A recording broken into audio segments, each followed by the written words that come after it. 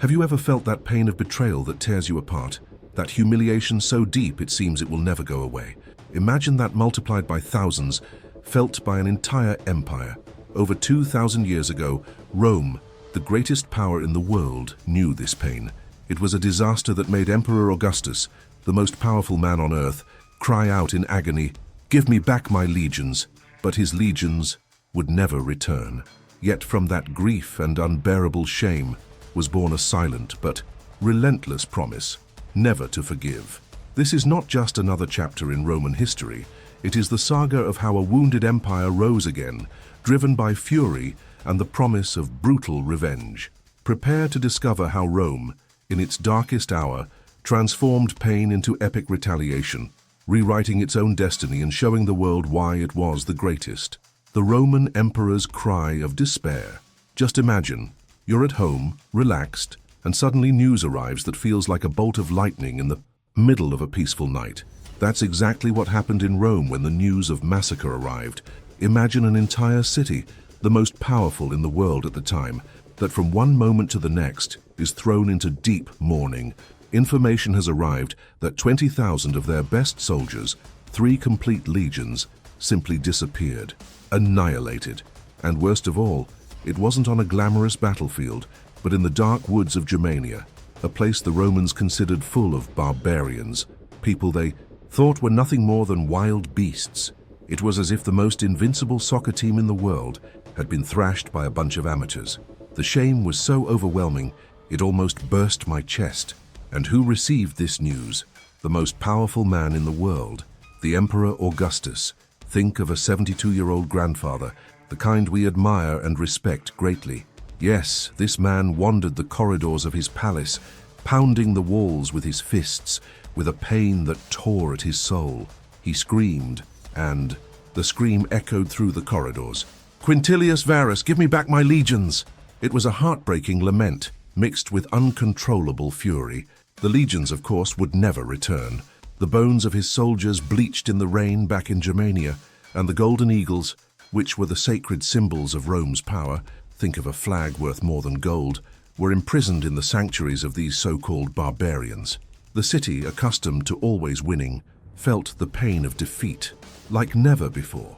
The most feared war machine of the ancient world, which no one dared challenge, had been blown to smithereens. It was an unbearable humiliation.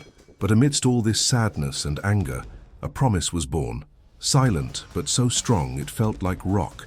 There will be a return. Rome will not forget. Rome will not forgive.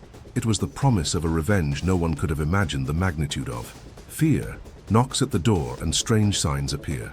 He thinks of a city that has just been punched in the gut. That's what Rome was like after that catastrophe in Germany in 9 AD. The entire city was in a state of shock, you know. It was like the ground had dropped out from under everyone's feet. The Emperor Augustus, that gentleman we mentioned, was already 72 years old, an advanced age for the time. And what was his greatest fear? That the Germans, who had just beaten the Romans, would seize the opportunity and invade Gaul, which was Roman territory nearby. It was as if, after a team won the championship, they wanted to invade the opposing team's stadium and take everything. To prevent this, Augustus acted quickly. He ordered the urgent reinforcement of the Rhine River border, sending best generals and more experienced legions to set up a barrier and prevent any incursion of the barbarians into Roman soil. He didn't even want to think about the possibility of seeing Rome attacked again. Meanwhile, on the streets of Rome, things were heavy. People weren't talking openly, but whispers of dire omens ran faster than gossip on market day. You know those horror stories you hear that give you butterflies in your stomach? Well, that's what it was like. They said that statues of Augustus himself had been struck by lightning. Imagine the scene, a sign from the gods. And worst of all, they said that the Lares from the Penates, who were the protective gods of Rome, those who looked after homes and families, were crying tears of blood. You could feel the desperation in the air. Augustus, in an attempt to calm the gods and the people, ordered enormous sacrifices, with animals and everything, as if it were an offering to ask for forgiveness or help. But deep in his heart, the emperor knew one thing, that the only offering that would be enough to wash away the shame of Teutoburg would be the blood of the Germans themselves. It was a heavy thought, but it demonstrated the depth of their thirst for justice and revenge.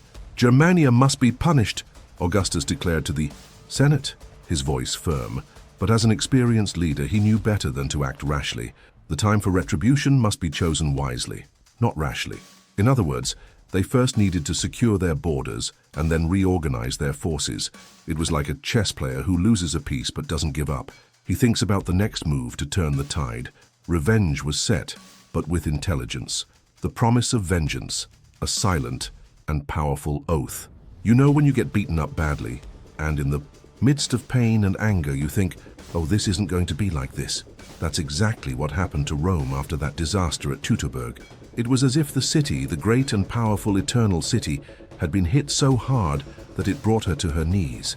The most impressive military machine in the entire ancient world, the one everyone feared, the one that seemed invincible, had been completely destroyed. And worst of all, by whom? By tribes that the Romans didn't even consider proper.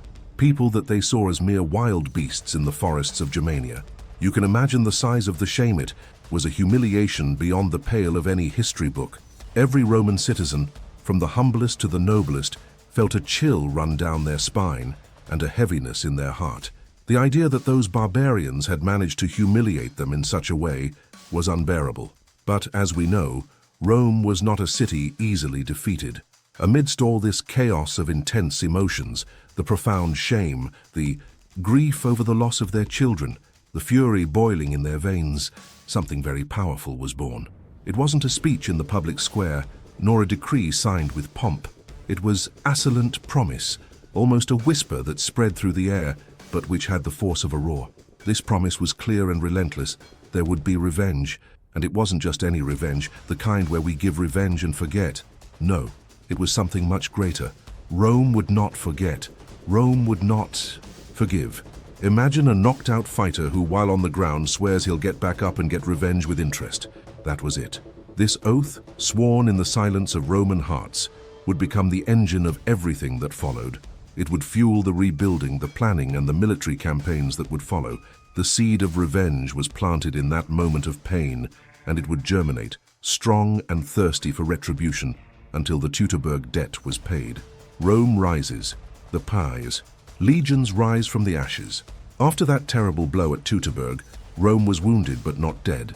Think of an athlete who suffers a serious injury. They need time to recover, train again, and become stronger than before. That's exactly what Rome did with its army. The first thing that caught the eye, and which showed the depth of the wound, is that the legions that were destroyed, the 17th, the 18th, and the 19th, were never assembled again. You know, it was as if those numbers were cursed, or as if they wanted to erase the memory of that disaster.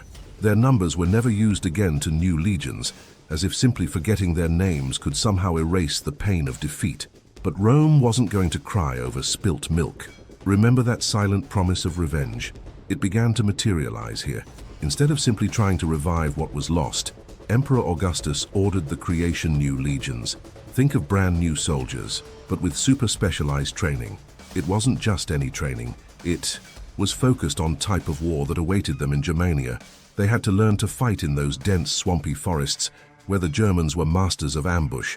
It was as if the Brazilian soccer team lost on a muddy field and from then on trained only on such fields, never to be caught by surprise again. They learned not to underestimate the enemy and to understand the treacherous terrain. This was a lesson learned the hard way. Rome understood that arrogance and contempt for enemies could be very costly. So from that moment on, preparation would be different. The army would be shaped to face the specific challenges of Germania. The new legions would be the arm of revenge, more intelligent, more adaptable, and with the same iron discipline as always. It was the rebirth of a force, not to forget the past, but to ensure that such humiliation would never happen again. Before continuing, check if you are subscribed to the channel. Only here you will have the best stories of Rome, the hero. Enters the stage. Tiberius, and the choice of Germanicus. Life, as we know, is made of cycles.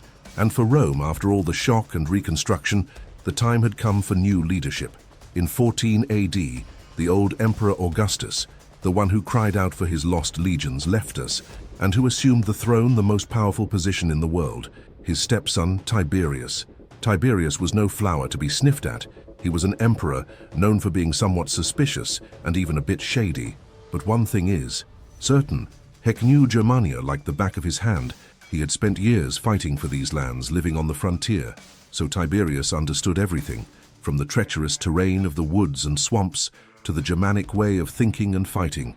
He knew that revenge for Teutoburg wouldn't be simple. It wasn't just a matter of sending an army and that was it. Someone was needed exceptional, someone who was more than a good general. He had to be someone who combined political intelligence, planning ability, and brutal military efficiency, like a chess strategist who was also a boxer, you know, and that's when he made the right choice.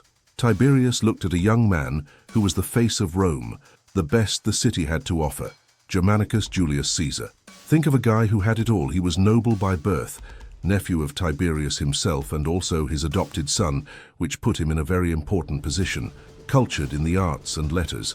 He was one of those who read everything, wrote, spoke well, but at the same time, he was a beast in battle, a warrior who feared nothing.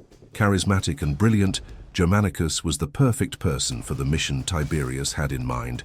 Tiberius then gave him the responsibility that would weigh on his shoulders, supreme commander of the 8 legions who were on the border of the Rhine River, and the mission was crystal clear: recover the lost eagles, those sacred symbols that had been taken by the Germans, and, most importantly, to make Arminius, the German leader who orchestrated the massacre, pay for your betrayal. Germanicus was the man of the hour, and all eyes in Rome were on him. Revenge now had a face, a name, and strong leadership to guide it. The first steps of revenge. Roman fury crosses the Rhine. With Germanicus in command, Rome's thirst for revenge was about to be quenched. Imagine a young general, full of energy and with a clear mission in mind. It was the spring of 14 AD, just weeks after the death of Augustus, and the moment for action had arrived. Germanicus wasted no time. He crossed the Rhine River with 4 legions and a lot of auxiliary troops. Get it into your head. It was an army of more than 30,000 men. Imagine this crowd of soldiers, all marching together, with their armor shining and their banners flying in the wind, ready for war. But Germanicus's first campaign wasn't exactly an invasion to seize land. It was more like a show of force, a very clear message to the Germans. We're back, and we're not messing around. They didn't come to talk, they came to show who was boss. The Romans destroyed villages, as if they were a hurricane passing through the field. They burned plantations, leaving the land barren. And what about the small bands of German warriors who had the courage to try to face them? They were dispersed without mercy or pity. It was as if a giant was stepping on ants. That first foray was just the prelude to what was to come. Think of an intro to an action movie, where you already feel like things are going to get tough. It was a bloody message written in smoke across the sky above the burning villages. The Germans, who might have thought Rome had forgotten the Teutoburg thrashing, now knew that revenge was not only coming, but that it would be brutal and relentless. The smell of smoke and the sound of screams were proof that Rome's fury had been awakened, and it would not rest until the debt was paid. In the heart of pain, revenge on the Teutoburg field. Now, imagine a movie scene that gives you goosebumps, a moment of silence so heavy you can hear your own heartbeat. The year was 15 AD, and Germanicus, our hero, was no fool. He had spent the entire winter, every day, every night, planning every detail of his campaign. He wasn't going to repeat the mistakes of General Varus, who had underestimated Arminius and gotten into those treacherous swamps. No, Germanicus was a first-rate strategist. He studied all the reports of the few soldiers who survived. The Teutoburg massacre, interrogated German prisoners to understand the mind of the enemy, and drew detailed maps of the territory. He knew the strategy had to be different. Instead of marching his entire army through those dangerous forest paths, Germanicus divided his forces. He envisioned a pincer attack with one side going by land and the other by water. 4 legions, under the command of a general named Aulus Caecina Severus, would go by land, crossing the Bructeres territory. Meanwhile, Germanicus, with 4 other legions, would perform a spectacular maneuver. He would command our fleet of 1,000 boats, 1,000 ships. They would sail across the North Sea and then up the Ems River, heading deep into enemy territory. And the plan worked like a Swiss watch, with a military precision impressive. The Germans, who hadn't expected an attack from the sea, were caught by surprise and unable to organize a decent defense. Germanicus's legions landed and began to advance, encountering small pockets of resistance that were crushed mercilessly. Meanwhile, Caecina and her legions fought their way through the forests with fire and sword, burning villages and massacring anyone who dared resist. The Romans had learned the lesson of Teutoburg. They now marched in super compact formations, sent scouts everywhere, and set up fortified camps every night. Surprise once the Germans' secret weapon no longer worked. And then, on a grey, damp morning, the most dramatic moment occurred. Germanicus's legions arrived at a clearing in the woods. Sepulchral silence fell upon the Roman ranks. Imagine a multitude of war-hardened men suddenly rendered silent. Before them stretched the scene of the Teutoburg massacre. 6 years after the tragedy, the great Roman historian Tacitus would describe the scene in a way that still sends a chill down our spines. In the middle of the plain, the bones lay white, scattered or heaped together, depending on whether they had fled or resisted. Next to them were fragments of weapons and horse limbs, and there were also human skulls embedded in the tree trunks. The soldiers, many with tears in their eyes, gazed in horror at the remains of their compatriots. Germanicus, his voice breaking, ordered the march to stop. He himself, the supreme commander, led the bone collections scattered across the battlefield. Legionnaires, many of whom had lost friends or family there, worked in silence, collecting skulls pierced by spears, pieces of rusted armor, bones gnawed by wild animals. That night, under the ghostly light of the torches that illuminated the forest, Germanicus made a funeral speech for the fallen. The bones, impossible to identify one by one, were buried in a communal burial mound. On it, Germanicus placed the first portion of earth, beginning a ritual that each soldier would continue, adding earth and stones, until he created a visible monument. It was a testimony that Rome had not forgotten her lost children. This ceremony had a deep impact in the morale of the troops. They were no longer fighting just for conquest or glory. Now they sought justice for their slaughtered brothers, whose spirits seemed to watch them from the shadows of the forest, begging for vengeance. The army, with new purpose, continued its advance, burning and plundering everything in its path. Rome's revenge had only just begun, fueled by the pain and memory of the fallen. So, what do you think of this story? Write in the comments epic battles and twists. Rome shows its might. While Germanicus was there ravaging and reaping victories, fortune didn't always smile on all the Roman forces. It's like a game of strategy. Not all your moves always work out the first time. Let's focus on a guy named Aulus Caesenus Severus. He was in command of 4 legions and was returning to the Rhine River. But then his path crossed into terrain that was a true nightmare. The long bridges. Imagine a place full of treacherous swamps, with ancient wooden walkways built years before. It was a perfect trap. Arminius, the Germanic leader who had previously outwitted the Romans, was recovering from his wounds, but he was cunning. He saw this situation as a chance to repeat the success of Teutoburg. Knowing every inch of the terrain, he led his men through secret routes and managed to get ahead of the Roman column. And what did he do? He destroyed parts of the causeways and diverted waterways to further flood the land, turning the path into an impassable swamp. It was as if he were sabotaging the road for the enemy. When Caecina and her legions reached Pontes Longos, the situation was desperate, much like what Varro had faced 6 years earlier. The wagons were sinking in the mud, the men could barely walk, and the column stretched for miles, completely vulnerable to attacks. And of course the Germans wasted no time. They attacked from the safety of higher, drier ground, raining arrows and spears on the Romans mired in the mud. Panic began to grip many soldiers who remembered the horrors of Teutoburg. But Caecina was not Varro. He was a seasoned veteran who had already gone through 1,000 battles. In the midst of chaos, he maintained the calm. He ordered the men to abandon their cars and everything non-essential to make themselves lighter. And he used the drier parts of the terrain to set up a fortified camp to spend the night. During the darkness, the Germans intensified their attacks, trying to break into the camp, throwing torches and attempting to scale the walls. But the Romans responded with a hail of javelins and stones, keeping the attackers at bay. The situation seemed hopeless. In her tent, Caecina had a disturbing dream. He saw Varus, bloodied and covered in mud, emerging from the marshes and trying to drag him into the depths. Waking with a start, the general gathered his officers. Varus was defeated because he forgot he was Roman, he said. We will not make the same mistake. At dawn, Caecina took a bold decision. Instead of continuing the retreat through the swamp, where the Germans had all the advantage, he launched a surprise attack against the enemy positions. The legions, in wedge formation, advanced against the unsuspecting Germans, who expected the Romans to continue their arduous march through the mud. The ferocity of the Roman attack took the Germans by surprise. They were accustomed to fighting an enemy on the defensive. Caecina personally led the charge, her sword ripping through flesh and bone, inspiring her men with her courage. The battle was short but bloody. The disorganized Germans were pushed back into the woods. Arminius, trying to regroup his forces, was wounded again, this time in the leg, and had to be carried off the battlefield. With the enemy in retreat, Caecina reorganized his legions and continued the march to the Rhine, this time by a safer route. He had narrowly escaped Teutoburg, turning an ambush that could have been disastrous into a tactical victory who saved 4 legions from annihilation. The final glory, rescued eagles and the great battle. The campaigns of 15 AD ended positively for Rome.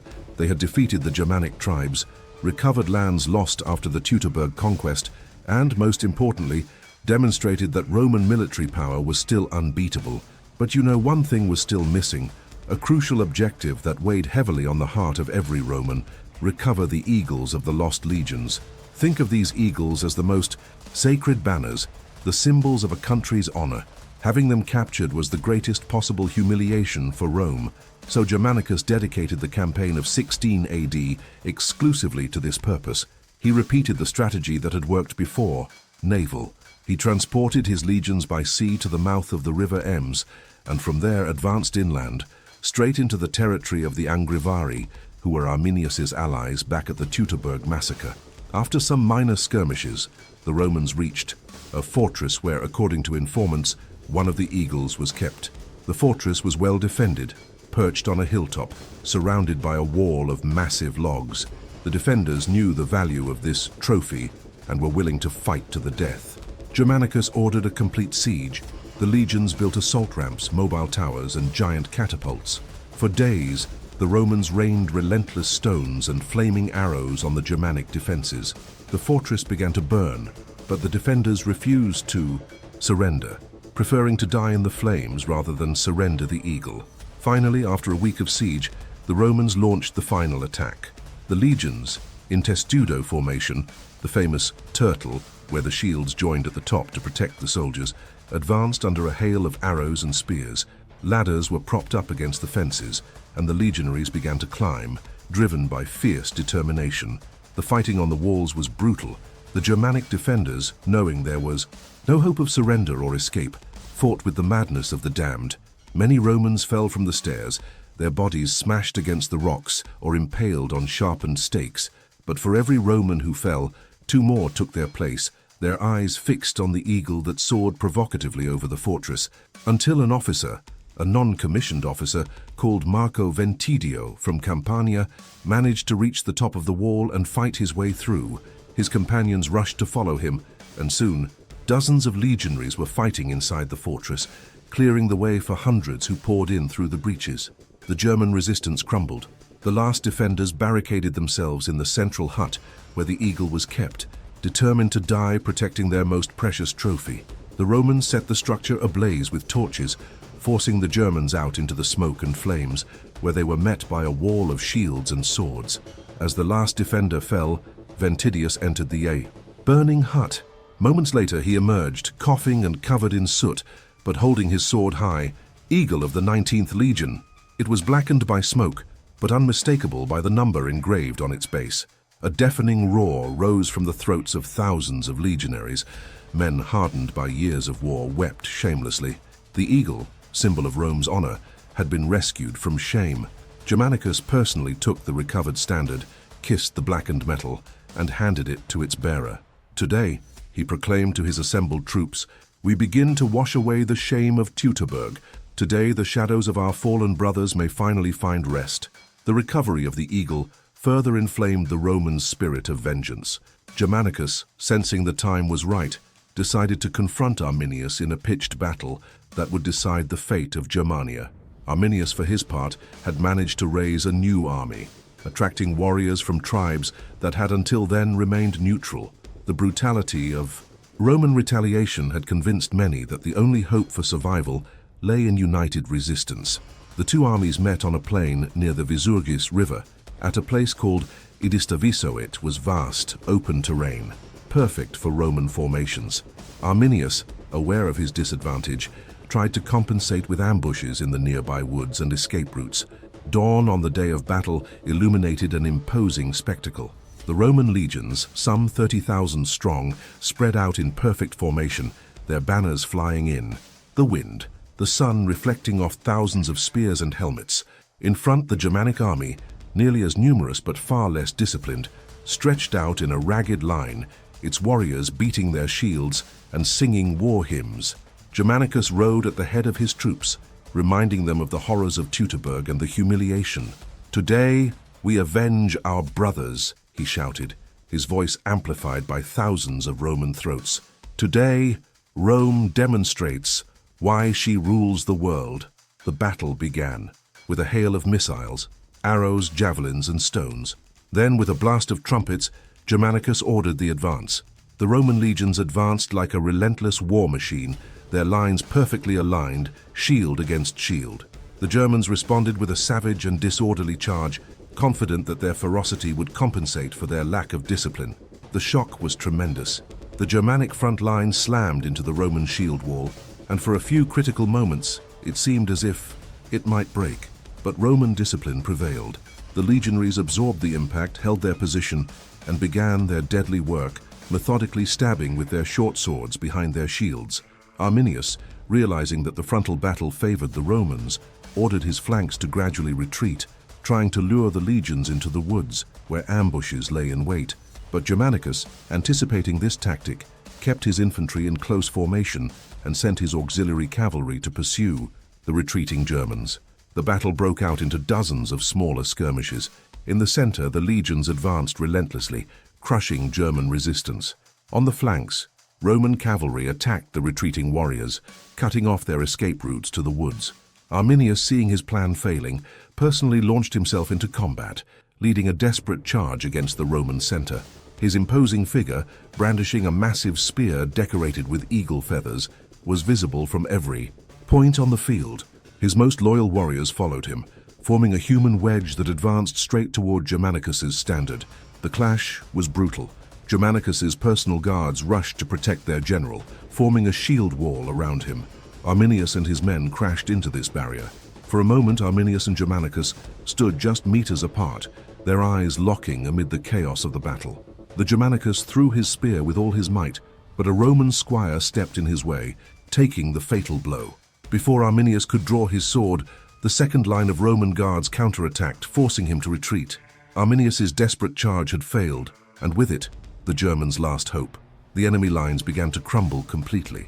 The retreat turned into a disorganized flight, and soon the battlefield was filled with Germans fleeing for the safety of the woods, pursued by the relentless Roman cavalry. Arminius, wounded again but alive, managed to escape with a small group of followers. As he rode into the forest, he looked back one last time.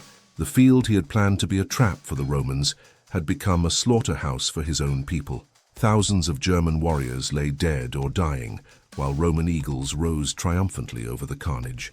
A battle of Edistavisu was a decisive victory to Rome.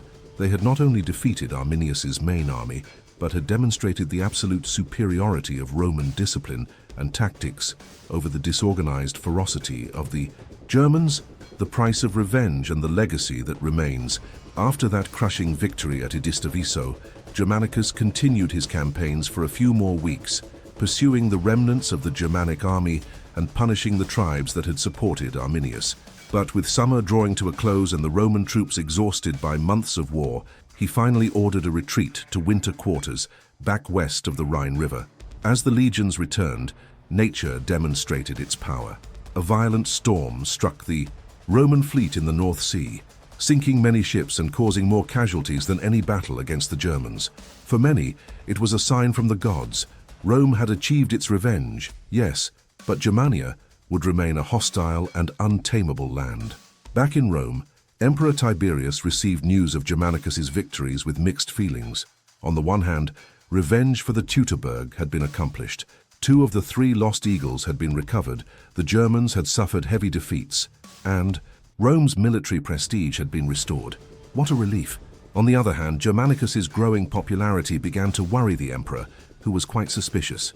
In 17 AD, Tiberius ordered Germanicus to return to Rome. declaring that the war in Germania was over. The Cherusci and the other rebellious tribes, he wrote, must be left to their internal discords. It was a practical decision. Fully conquering Germania would cost enormous resources and decades of occupation with uncertain benefits. Germanicus returned to Rome a true hero, celebrating a magnificent triumph, with Germanic captives paraded and the recovered eagles displayed with pomp. But his glory would be short-lived. 2 years later, he died under strange circumstances in Syria, possibly poisoned on the orders of Tiberius himself. And what about Arminius, the genius who masterminded the Roman defeat at Teutoburg? He survived the revenge campaigns, but his fortunes also changed. The Germanic tribes, who had briefly united against Rome, returned to their usual feuds. Accused of wanting to become king by his own countrymen, Arminius was murdered by members of his family in 21 AD. Rome's revenge had been terrible, but incomplete. Germania would never become a Roman province. The Rhine River would remain the empire's border for centuries, and the Teutoburg legacy would live on in the memories of Romans and Germans alike. For Rome, Germanicus's campaigns showed that even the most catastrophic defeats could be avenged. The discipline, organization, and iron will that built the greatest empire in the ancient world were still there. Rome bled, but Rome recovered. For the Germans, resistance against Rome became a symbol of national identity. Arminius, known in German as Hermann, would be venerated as the liberator of Germany, the man who defied the most powerful empire in the world, and, despite his eventual defeat, managed to preserve the independence of his people. Centuries later, as Germany sought to forge its national identity, the figure of Arminius would resurface powerfully, embodying the spirit of Germanic resistance and unity against foreign invaders. The Roman revenge campaigns in Germania exacted a terrible toll on both sides. Thousands of legionaries lay buried in foreign lands far from their families. Dozens of Germanic villages were reduced to ashes, their inhabitants massacred or enslaved. The woods, which once resounded with song and laughter, now fell silent, interrupted only by the cawing of ravens feeding on the remains of war. In Rome, news of Germanicus's victories was greeted with celebration and relief. The Roman people, traumatized by the humiliation of Teutoburg, could finally heal their wounds. The recovered eagles were solemnly placed in the temple of Mars Ultor, the Avenger Mars, fulfilling their promise. However, for the soldiers who participated in the campaigns, victory was bittersweet. They had avenged their fallen comrades, but they had also witnessed and participated in atrocities many would rather forget. They burned villages with the women and children inside, executed prisoners, and desecrated sacred places. The line between justice and revenge, between duty and cruelty, had blurred in those swamps and forests of Germania. Tacitus, the great chronicler of these wars, would reflect years later on the profound meaning of these events. They created a desert and called it peace, he would write, questioning the moral price of the Roman victory. Because although the eagles had been recovered and military honor restored, something had been lost in the process. Tiberius himself, with his practical decision to abandon the conquest of Germania, seemed to recognize this. Rome was powerful, but not omnipotent. There were limits, not only geographic, but also ethical, beyond which imperial expansion lost its civilizing meaning and became mere destruction. The Rhine frontier, established after the defeat of Teutoburg and confirmed after campaigns of revenge, would become one of the most stable and enduring in the empire. For centuries, Roman legionaries would watch from their fortresses over the dense forests of Germania, remembering the lessons learned at such great cost. And across the river, the Germanic tribes would maintain their fierce independence, gradually transforming the memory of Arminius from history into legend. By the time the last of the veterans of these campaigns died, taking with them the vivid memories of those bloody days, Rome's vengeance had passed into the realm of myth. Winter night campfires would be lit with tales of heroism and betrayal, of eagles lost and recovered, of woods haunted by the ghosts of unburied legionaries. And so, in the collective memory of Romans and Germans alike, the tragedy of Teutoburg and the subsequent vengeance would be inextricably intertwined, reminding future generations that even the mightiest empire can bleed, and that no revenge, however terrible, can truly restore what was lost. Want more amazing stories like this? If you've been involved with the fury of Rome, the courage of Germanicus, and the upheavals in Germania, you'll love our Roman Stories playlist. Immerse yourself in a universe of epic battles, legendary emperors, and the secrets of the greatest empire that ever existed. Don't waste time. Click on the playlist link to uncover more fascinating chapters of Roman history. Leave your comment in the videos telling us what you think. Your opinion is super important to us. Give that like to help us bring these stories to more people. It is clear, subscribe to the channel and activate the bell so you don't miss any news. Come be part of our community and continue this journey through time.